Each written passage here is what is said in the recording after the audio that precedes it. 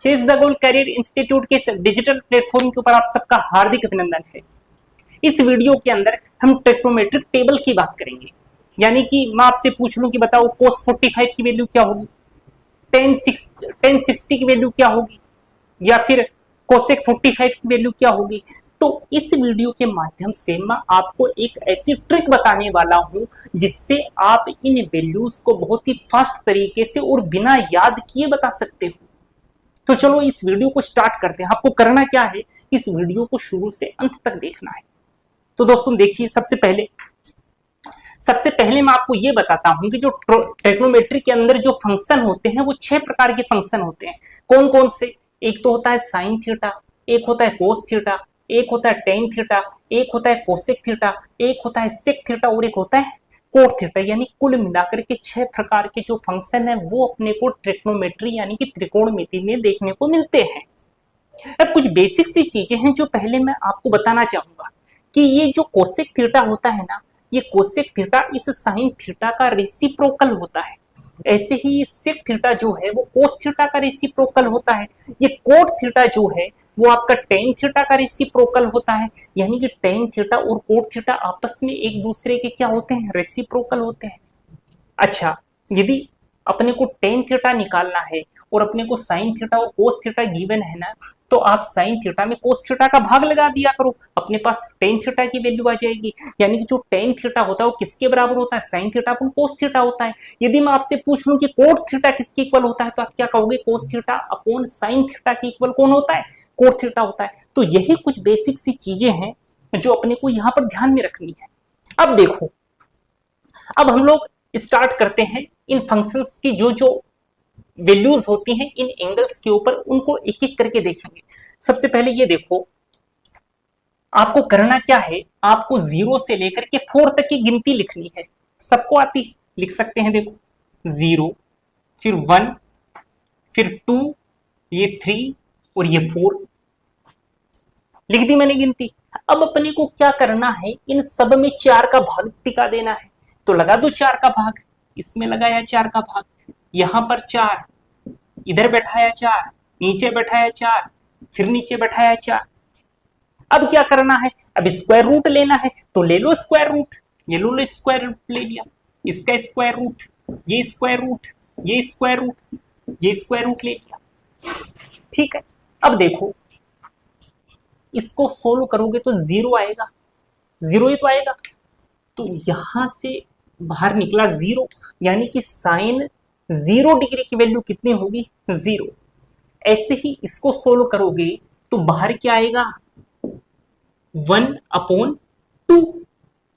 भाई रूट के अंदर जो बैठा है 1/4 है, रूट 1 तो 1 के इक्वल ही होता है, तो 1 बाहर आ जाएगा। रूट 4 जो होता है वो 2 के इक्वल होता है ना, रूट 4 2 के इक्वल होगा। तो मैंने यहां पर लिख दिया 1 और नीचे लिख दिया 2। ये बेसिक सी चीजें हैं, आपको पता होंगी। अब ये देखो, इधर 2/4 कैंसिल करोगे तो कितना आएगा? 1/2। रूट से बाहर ये आ नहीं पाएगा, तो 1/√2 बनकर के ही बैठा रहेगा। अच्छा, इसको देखो, रूट 4 तो बाहर आ जाएगा, लेकिन रूट 3 बाहर नहीं आ पाएगा, ये रूट 3/2 हो जाएगा। ठीक है, इधर 4 से 4 कैंसिल होगा तो रूट में 1 बैठा रहेगा, बाहर आकर के 1 बनकर बैठ जाएगा। ठीक है दोस्तों, तो देखो साइन 0 डिग्री की वैल्यू 0, साइन 30 डिग्री की वैल्यू 1/2, साइन 45 डिग्री की वैल्यू 1/√2, साइन 60 डिग्री की वैल्यू √3/2 और साइन 90 डिग्री की वैल्यू 1। अब देखो क्या करना है अपने को। अब इन जितनी भी वैल्यूज आई है ना, 0 डिग्री, 1/2, 1, 0, 1/2, 1/√2, √3/2, 1, इनको उल्टा करके कोस के नीचे, यहां पर कोस के सामने लिख दो। लिखूं, लास्ट में क्या आया? 1, तो यहां पर 1 लिख दो। यहां पर आया √3/2, यहां पर √3/2 लिख दो। यहां पर क्या आया? 1/√2, यहां 1/√2, फिर 1/2, उसके बाद में 0। यानी कि जो चीज मुझे ऐसी मिल रही है ना, यानी कि सॉरी, जो चीज अपने को ऐसी मिल रही है ना, कोस के अंदर मुझे उस चीज को ऐसे लिखना है। यानी जो सबसे लास्ट में आ रहा है ना, उसको सबसे पहले नंबर पर लिखना है। ठीक है, फिर जो सेकंड लास्ट है उसको यहां पर लिखना है, फिर ऐसे लिखते रहना है। अब आगे देखो, टेन थीटा की अपने को वैल्यू चाहिए। अपने को पता है टेन थीटा बराबर होता है साइन थीटा अपन कोस थीटा। साइन थीटा की वैल्यू अपने पास है, ये सारी की सारी वैल्यू साइन थीटा की है ना। कोस थीटा की वैल्यूज अपने पास है, तो साइन थीटा की वैल्यूज के अंदर कोस थीटा की वैल्यूज का भाग लगाओगे तो किसकी वैल्यू आएंगी, टेन थीटा की। तो लगाओ ना भाग, जीरो के अंदर वन का भाग लगाओगे तो क्या आएगा, जीरो। यानी कि टेन जीरो डिग्री की वैल्यू कितनी होती है, जीरो। ऐसे ही 1/√2 में आप √3/2 का भाग लगाओगे तो 2 से तो 2 कैंसिल हो जाएगा, बचेगा कितना 1/√3, यानी कि tan 30 डिग्री की वैल्यू कितनी हो जाएगी 1/√3। ऐसे ही 1/√2 में भाग लगाओगे 1/√2 का, ऊपर नीचे कैंसिल, कितना आ जाएगा 1। √3/2 में भाग लगाओगे 1/2 का, 2 से 2 कैंसिल, कितना बच गया √3। अब 1 के अंदर भाग लगाओगे 0 का। अब देखो यहाँ पर एक खास बात है, क्या खास बात है वो मैं बताता हूँ आपको। देखो जो 1/0 होता है ना, कई लोग उसको इनफाइनाइट लिख देते हैं वहां पर, लेकिन वो तरीका गलत होता है। उसको इनफाइनाइट नहीं लिखते, उसको लिखा जाता है नोट डिफाइन। उसको क्या लिखते हैं, नोट डिफाइन। यानी कि 1/0 जो है, थोड़ा नीचे में लिखता हूं, 1/0 जो है वो बराबर होता है नोट डिफाइन के। ठीक है, वहां 1 के अंदर हम लोग भाग लगा रहे हैं 0 का, और मैंने क्या बताया 1 में भाग लगाने, 1 में 0 का भाग लगाने पर तो नोट डिफाइन आता है, तो इधर लिखो ना नोट डिफाइन। ये लो नोट डिफाइन हो गया।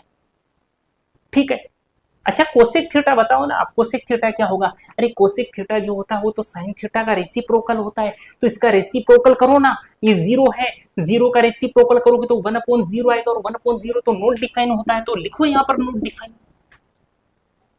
अब यहां पर देखो आप, यहां बैठा 1/2, 1/2 का उल्टा किया कितना है 2, 1/√2 का उल्टा किया कितना है √2, √3/2 का उल्टा किया तो कितना है 2/√3, और 1 का उल्टा करोगे तो 1 ही आएगा, कोई दिक्कत नहीं होगी आपके इसमें।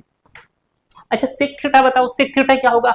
मैंने क्या बताया था कि सेक थीटा जो होता है वो तो कोस थीटा का उल्टा होता है, तो करो कोस थीटा की वैल्यूज को उल्टा और सेक थीटा की इस लाइन के अंदर टिका दो।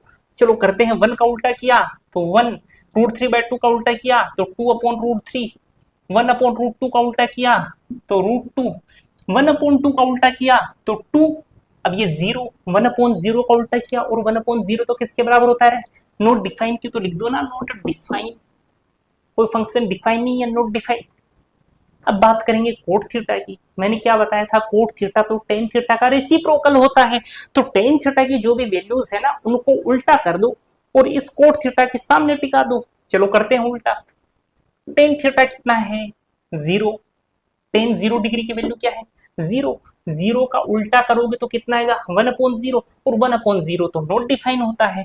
चलो जी लिख दो यहाँ पर नोट डिफाइन।